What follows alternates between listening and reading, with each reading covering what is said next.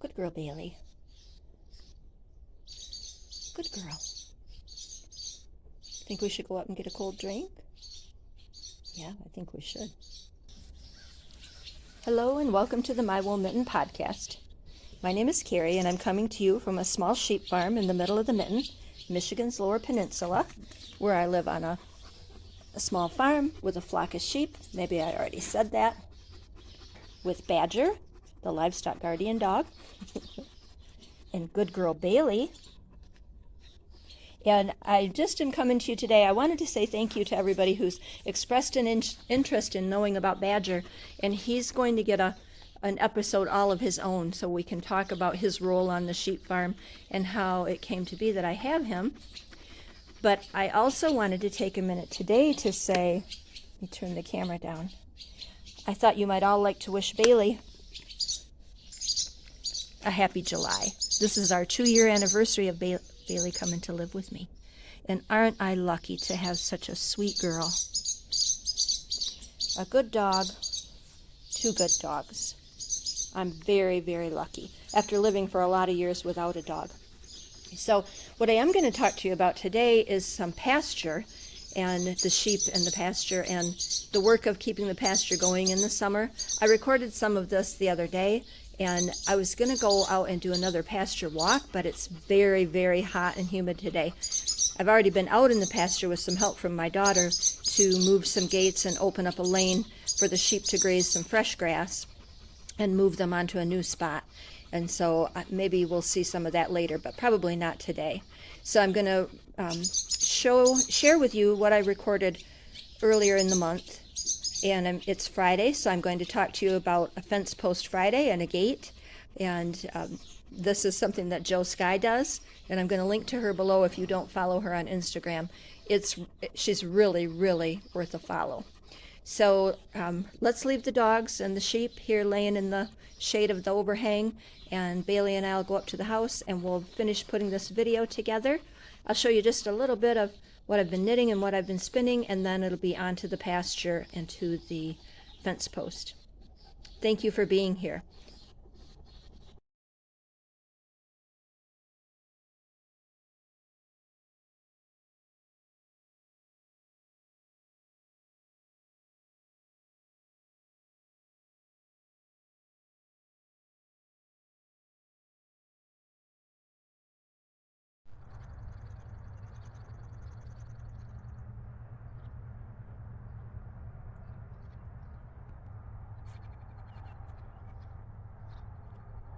I want to tell you a story about a gate, and I wanted to do it on this fence post Friday. And what made me think of it was something that Joe from Joe Sky here on over on Instagram wrote about. And if you don't follow her, I'll try to put the link down below. So much good content that she puts out, and her sense of humor about farming life and raising sheep. But anyway, I thought I would tell you about the one professionally hung gate that we have on this farm. And maybe while I tell you that story, I'll walk along. I don't know, maybe I won't walk very far. It's probably going to make it a little bit choppy for you guys to have to look at.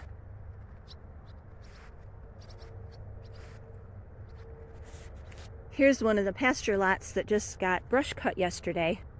So the tall weeds cut down out of it that the sheep and Kyle weren't getting to. And I like my neighbor, I like how he does the pasture trimming, because he leaves a good depth. He doesn't scalp it like so many would do. Good dog Bailey is out there looking for mice and moles. The swallows are swooping around following us. And the big pasture still looks pretty good.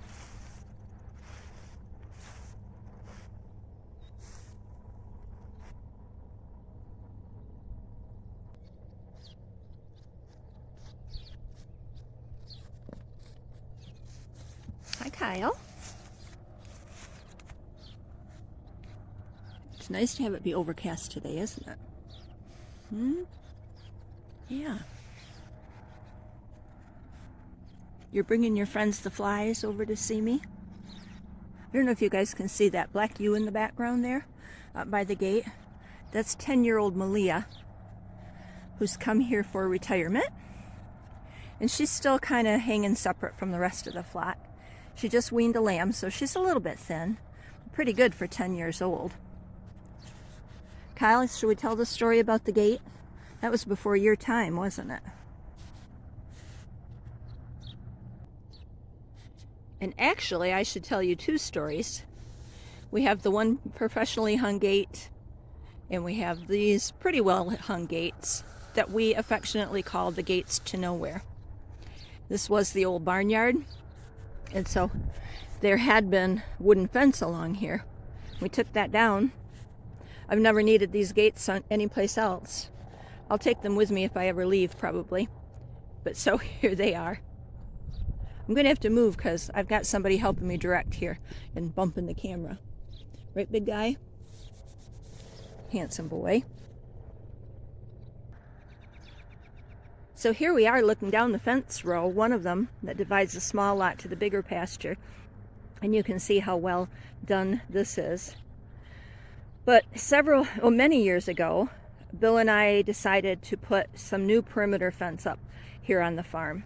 And we talked about doing it ourselves, but then we thought, for the sake of our marriage, and for what it would cost to have it professionally done, we would just have a fence company come in and do it. And that's what we did. And when we talk about perimeter fence, if you are a new homesteader, a new farmer with livestock, you will want to think about this. If you've done this for a while, you'll know about it. Before you do anything else, if you can, and I would say this isn't an if, this is a necessity, put up a good perimeter fence around more of your property than you think you're going to need to. And that way you can have smaller lots in between that maybe aren't quite as nice a fencing temporarily. And then if something escapes, it can't go too far. And you can see examples here looking back towards the barn of interior fence that is not very good. This is the remnant of the old wooden fence, and it's just stayed there because it keeps everybody where they're supposed to be. If I ever redo those lots, of course they'll come out.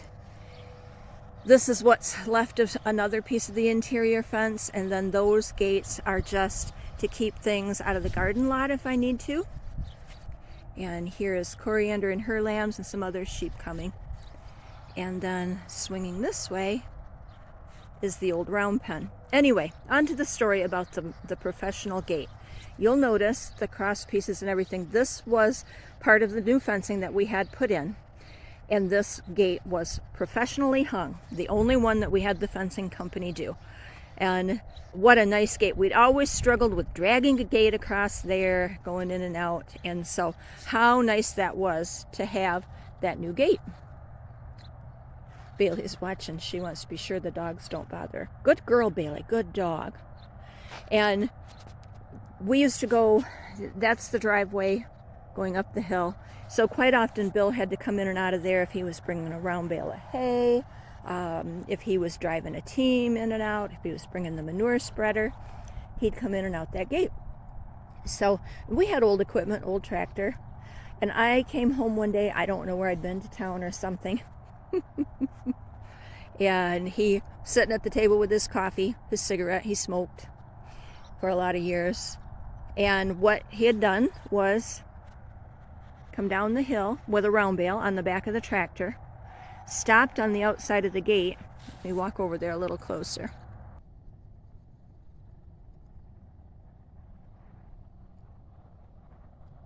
So anyway, my long-winded story. He had parked the tractor here at the top of the driveway, gotten off to come and open the gate so he could drive through, and he didn't set the brake. And the tractor rolled down the hill with the bale on it. And we're going to have to watch and be sure that Mops doesn't come after the dog. Hey, Mops.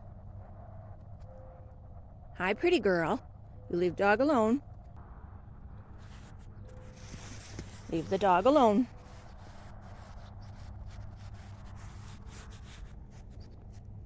And this is Mops' ram lamb. We might as well pause to see some sheep.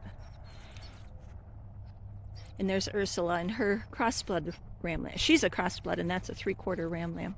So anyway, you can imagine what the rest of the story is. The tractor and the bale behind it rolled down the hill. Luckily, Bill jumped out of the way, and it crashed through the gate. So our professionally hung gate lasted only a few short weeks. And then ever after that, we've had to drag the stupid thing because the fence post was broken, and we kind of left it as a reminder. So that's my Fence Post Friday story. I hope you get a little chuckle out of it. It's the way things go, isn't it? Well, Bailey and I better get out of here before the sheep mob her too badly. She's being a really good girl, staying right here behind me. Pops, you want to say goodbye? Want to say goodbye? And there's your chubby boy, getting little horn buds. That's Vermont.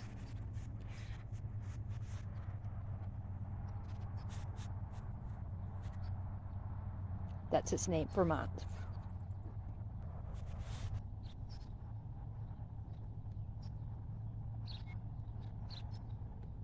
Pretty girls. No, we leave the dog alone.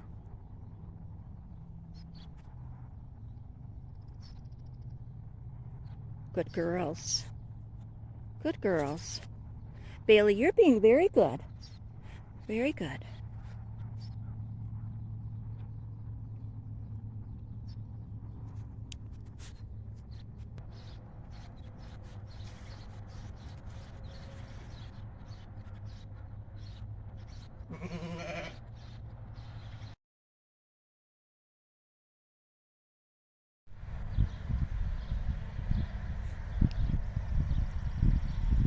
Probably you can hear the neighbor mowing the yard down there, but I just wanted to take a few minutes to show you that the sheep are enjoying this freshly clipped lot. They've been spending a good deal of the time right up here on this hill. About 2 years ago, I think it was, I tried to plant some trees out in this lot. Had a plan for that. And I had to laugh. All I could think of was Bill telling me, you're never going to get anything to grow out there other than the grass that's been here for ages. And he was right, of course he was. For all that this farm is so much sand, this is a clay knob. And even in a springtime setting, ground was, fairly soft other places, I couldn't even put a dent in the soil. Now, if I had a tractor with a post hole or an auger, of some kind, I probably could have got it in. But I didn't. So no trees in this area of this pasture. But anyway, I just thought I'd show you that this was a productive thing to do, to have this clipped and ready to turn these sheep out onto. They've been wormed, they've had their feet trimmed, CD&T shots that the lambs get up to date, and so it was nice to put them onto this fresh area.